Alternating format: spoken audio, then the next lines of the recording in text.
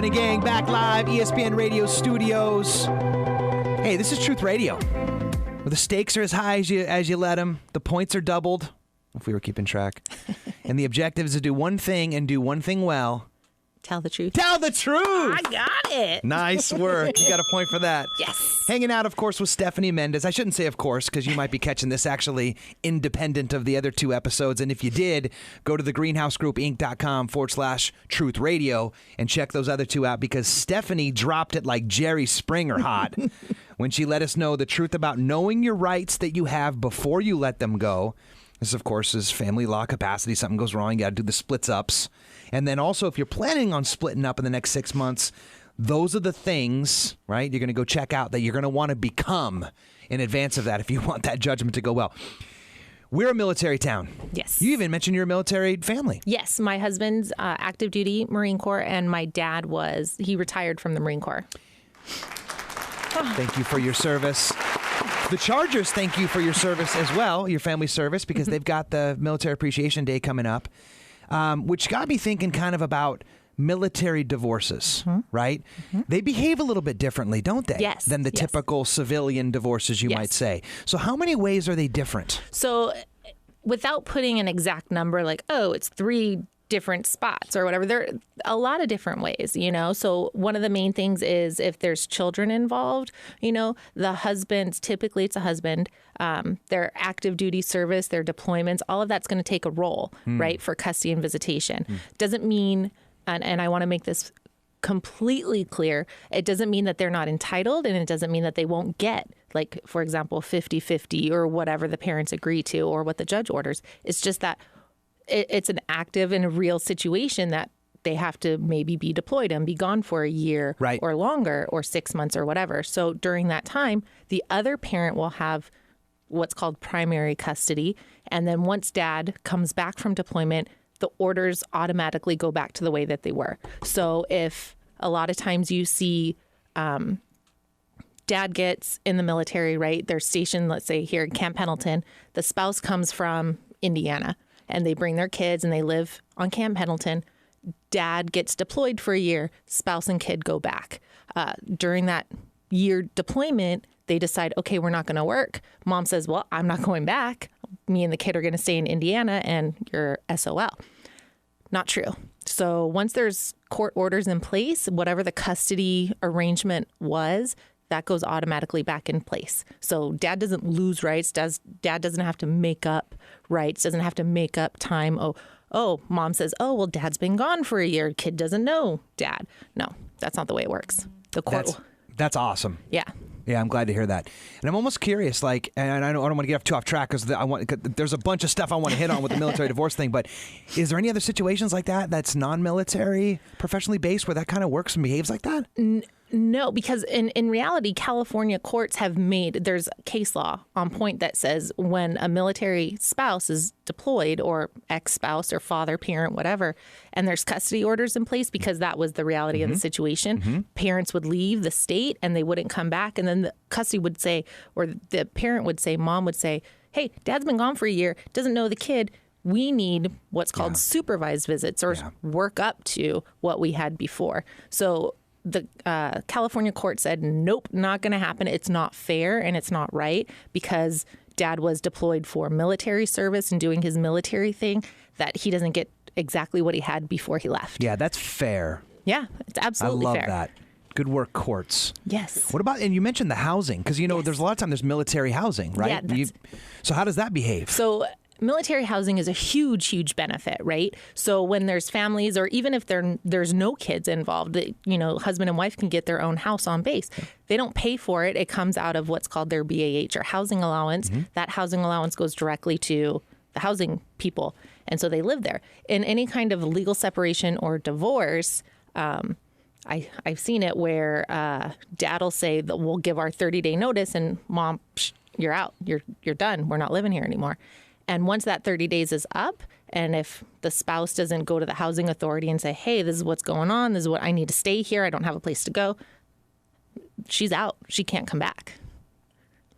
Now, if you went to court and tried to do the same thing off base, the judge would laugh at you, because you can't kick your spouse out of the house without obviously a restraining order or something like that. But we're not going to talk about that because that's craziness. But the judge will not order one spouse to leave the residence unless you can show that that spouse has a place to go.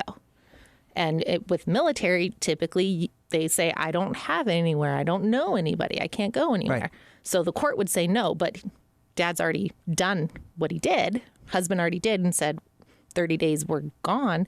So then the court could order husband to provide housing for a wife. There we go. Okay. You had me hanging on a thread You're there. like, what's going Mom on? and baby out in the front yard with the couch.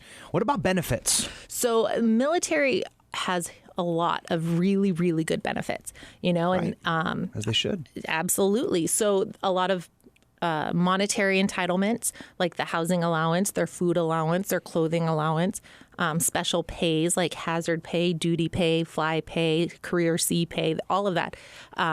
So that's good, but it's also kind of negative for the person who's earning it because it all gets counted as income for support purposes. And BAH, housing allowance, and the food allowance is non-taxable. So that's going to raise your support obligation. Right. And then there's also... well, you were talking to me off air about like like when there's a VA disability stuff. Yeah, good call. That's what I was trying to think of. I blinked for a second. Yeah. So once a service member either retires or separates, they could be entitled to any VA disability. And so people come in and say, hey, well, I should get some of that because I was married when that happened. Well, in reality, the spouse isn't entitled to their VA disability. That's not divisible. They're not going to get it. However, for purposes of support, VA disability is counted. If you go to school using the GI Bill, you get a BAH housing allowance. That's counted as income as well. There's, once you're rated a certain percentage disabled, there's benefits that apply to that. Like for your kids, they can go to school, Cal State, UC system, community college in California for free. So that's a huge thing. Whether you're married or separated, the kids can still do that. So that doesn't change because you guys aren't together. And that's awesome, by the way. Yeah. It is. I mean, that's something that I know producer Adrian said he knew somebody who took advantage of that. I took advantage of that. Yeah? Yeah, my dad retired, and that's how I went to school. Wow. Undergrad. It doesn't cover graduate school. Right. It's undergrad and community college, yes. right? Yeah. Yep. Your 4-year degree. Yeah. Yep. That's how I went to school. That's and my incredible. sister. Yeah. But it's only the state schools, though, right? Yeah. California State, so CSUs or UCs. Oh, UCs too? Uh-huh. My best friend went to UC Riverside. That's using awesome. her dad's disability Very thing. cool. I love that. Anything else on that list? I was thinking like, did we mention like any specific roles or rules to it or anything like that? Yeah. So once people have been married for, even like 2 years, and if the spouse the military member decides to retire, they need to understand that in California that retirement is an asset. And so the spouse is entitled to that asset. Again, the spouse could waive that right if she chooses or he chooses, but it's an absolute entitlement. It's a property right. So there's a lot of rules depending and strategies to implement depending on who comes first, essentially, to a lawyer. So, for example, I'm going to say husband comes to me and say, I'm military. I'm going to be retiring in 2 years. I don't want wife to get any of it. And I'll say, well, good luck with that because you're going to spend a crap ton of money to try and fight it. But the ultimate reality is she's going to get it.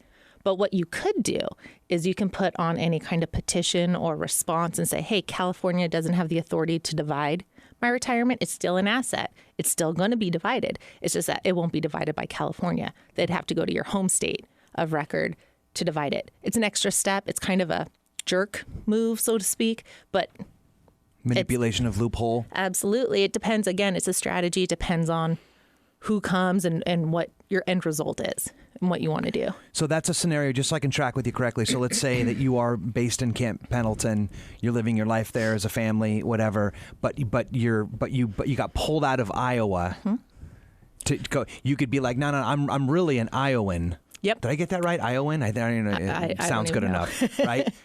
Iowanian, yep. Right? So you say, I'm going to go back and I'm going to have them, and that could be a more favorable in this context. Correct. A more favorable result. Now, California could handle the divorce, can do everything else. It's just they will not divide the retirement unless you give them permission, or you're a resident of California, or it's your domicile. And I think there's one other thing, but I can't remember off the top of my head right now.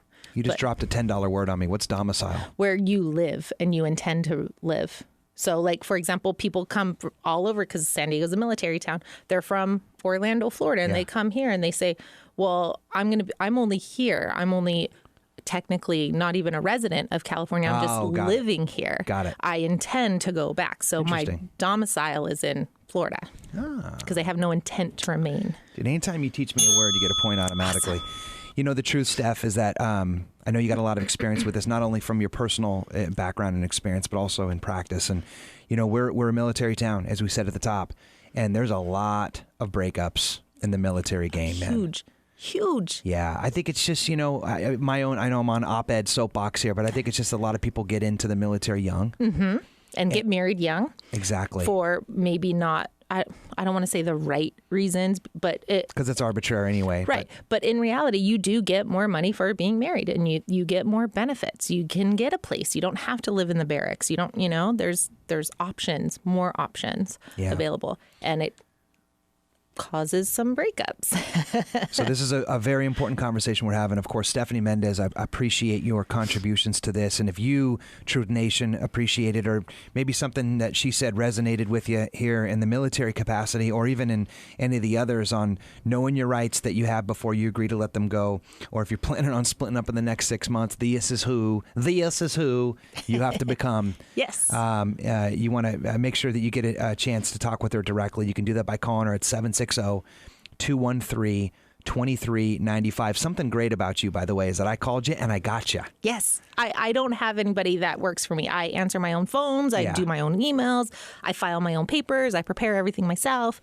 Which is pretty incredible in today's day and age. So thank you for answering your own phone. I appreciate that. And you might want to do a little digging on her first, you know, voyeur in. That's what we got the webs for, right? So go to smendezlaw.com and go check this out. And we'll make sure that we've got the podcast and the videos up and streaming live over there with all of her other resources, which she offered, like her free report as well. So, Stephanie Mendez, thank you so much for coming and hanging out. We'll do a final thoughts with you right after this, gang. We'll be right back.